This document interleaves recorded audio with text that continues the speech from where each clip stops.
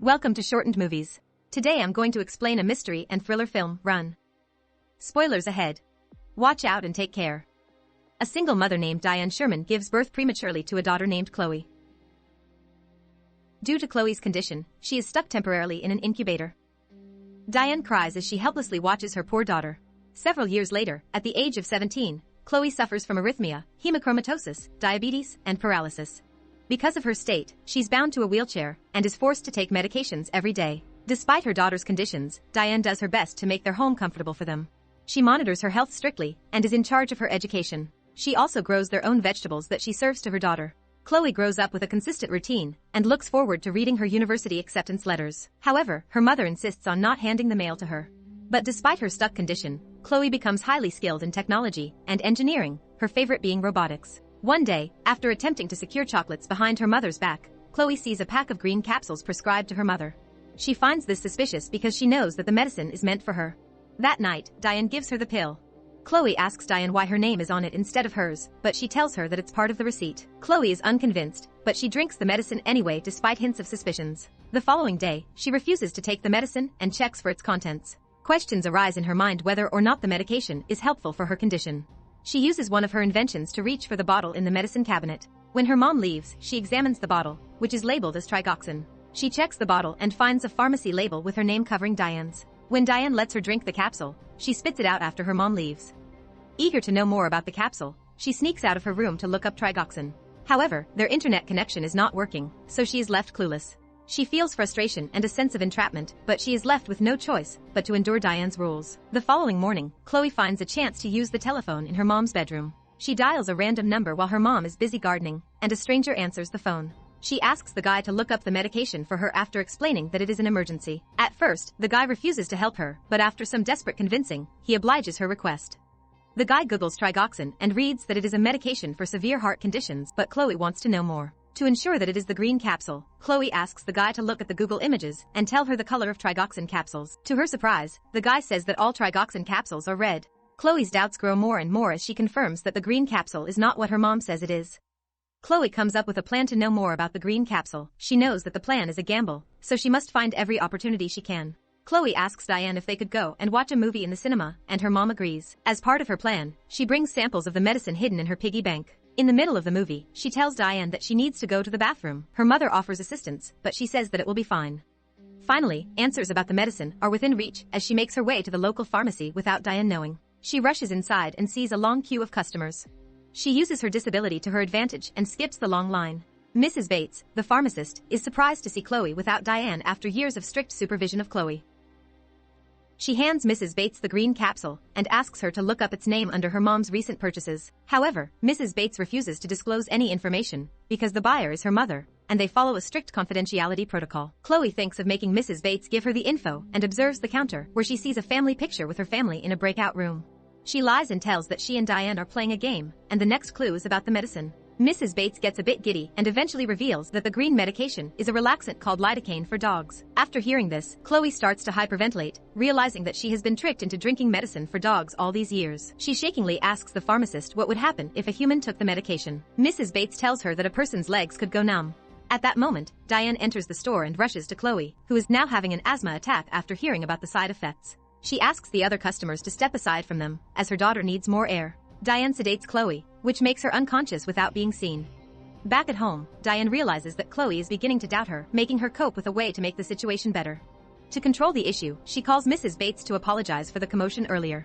She informs the pharmacist that Chloe's new medications caused her to act and behave out of control. Diane brainstorms ways to cover the fact that she has been giving her daughter medication for dogs. Running out of options, Diane looks up household neurotoxins as an alternative.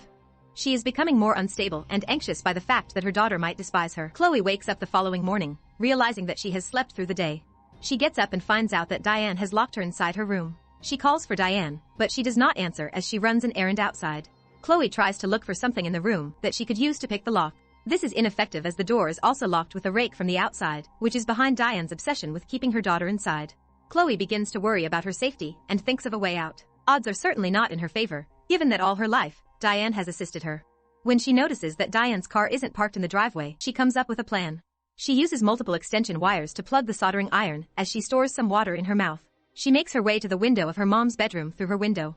Chloe struggles to drag herself across the roof because of immobility in her leg, but she manages to reach the window. She uses the soldering iron to crack the window, and she spits the water out so the window would break instantly. She safely gets inside but starts to feel an asthma attack, so she rushes for her inhaler as she gasps for air. Once she feels better, she tries to get on the ramp to go downstairs, but Diane has cut the wires, again, to keep her from going out. Without a choice, Chloe throws her wheelchair down the stairs, causing her to fall accidentally. Lying on the floor, she realizes that she can move her foot, which results from skipping the green capsules. The sight of it gives her a sense of hope and a stronger will to fight back. She is more determined than ever to get up and escape. She steps outside the house and rolls her wheelchair along the road. She hears a vehicle approaching and hides, thinking that it may be her mother. Luckily, she sees the mail truck and rushes to stop it, almost hurting herself in the process. Tom, the mailman, is relieved to find that he did not run her over. Chloe tells him about her situation, and he decides to help her. As she is about to enter the truck, both of them see Diane's car approaching, so they step back. Diane spots them and rushes to the mail truck as well. She asks Tom if her daughter is hurt, but he stops her from going near Chloe. Diane gets more frantic and agitated towards Tom. She explains that the medication is messing up Chloe's way of thinking, but Tom remains unconvinced. According to him, Chloe looks really bad. Tom tells Diane he can't let her take Chloe. Both of them agree that Tom will take Chloe to the hospital, while she follows them in her car. Chloe tells him she wants to go to the police instead of the hospital.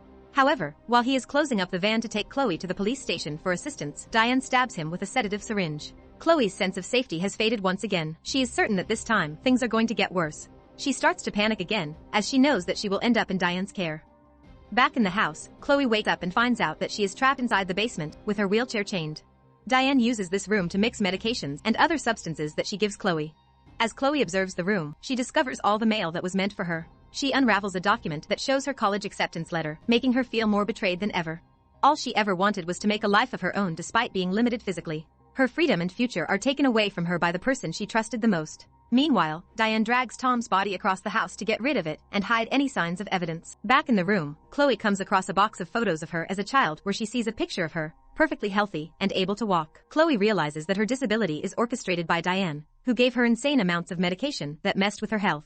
Digging for more evidence, she comes across a death certificate of a girl named Chloe who died 2 hours after her birth. She then sees an article about a couple who had their baby stolen in a hospital 17 years ago. It is revealed that Diane's real daughter has died because of premature birth, and she stole Chloe as a baby from her original parents, then claimed her as her own since then. Chloe cries helplessly after knowing the truth about her identity and how her life could have been. Diane enters the basement and sees that Chloe has opened the box. She defends herself and insists that she is Chloe's real mom. According to her, she saved Chloe from her parents. Chloe then questions Diane if she was ever really sick and accuses her of poisoning her. Diane's obsession with having a child has taken her too far. She tries to make a deal with Chloe to start all over again and forget about everything that happened. Diane insists that everything she ever did was protect Chloe while filling a syringe with paint thinner to make her forget. Chloe crawls to a small room and locks herself inside just before Diane could reach her. She sees a bottle of organophosphate, which is a lethal substance. Chloe realizes that Diane needs her more, so she drinks it. Afraid that she might lose her daughter, Diane rushes Chloe to the hospital in hopes of saving her. Doctors try to save her, and they are successful despite her being on the brink of death. Chloe wakes up in the hospital, but is unable to move or even speak. Her condition just became worse. The doctors inform Diane that she could not take Chloe home unless she gets consultation from a psychiatrist. She is considered a high-risk patient because of her attempt to take her own life. Diane watches Chloe from the window, making Chloe cry in fear that she might be trapped again. She manages to press the button and signal the nurse that she wants to write something. The nurse brings her a paper and a crayon so they could communicate. Before the nurse could read her message, a code blue is called, making the nurse rush out. Diane takes advantage of the situation and sneaks to Chloe's room to take her home. She manages to bring her downstairs and apologizes to Chloe for scaring her. The nurse returns to Chloe's room and finds her missing. She looks at the paper with mom written on it. Security informs the whole hospital to track Diane and Chloe. Diane rushes even more but realizes that there is no way for her to run back to the car as the escalator is broken and she cannot use the stairs. She tries to go to another exit, but Chloe moves her feet to stop the wheelchair.